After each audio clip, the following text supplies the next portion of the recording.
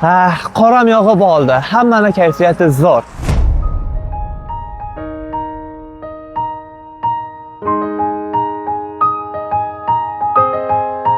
Qor hammaga yoqadi. Lekin qarovsiz qolgan uy hayvonlariga-chi?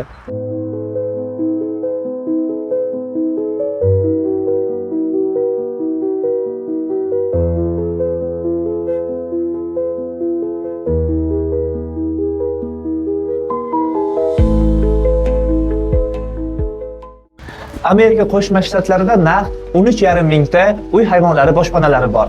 Fransiya esa bir yilda 1,6 mingta uy hayvonlarini qabul qiladi. Germaniya esa chet davlatlaridan qarovsiz bo'lgan itlarni qabul qiladi. Xo'sh, bizda shunday tashkilotlar, uy hayvonlari boshpanalari bormi? Mana bu yoq. Olaymi?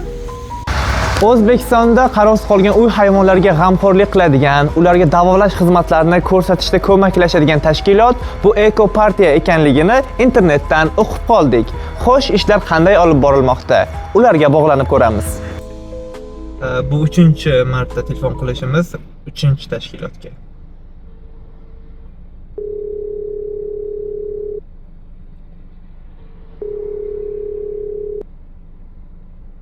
Ekologiya deyapmiz, atrof muhit deyapmiz. Lekin bu hayvonlar ham tabiatning bir qismi emasmi? Ularga g'amxo'rlik qilaylik.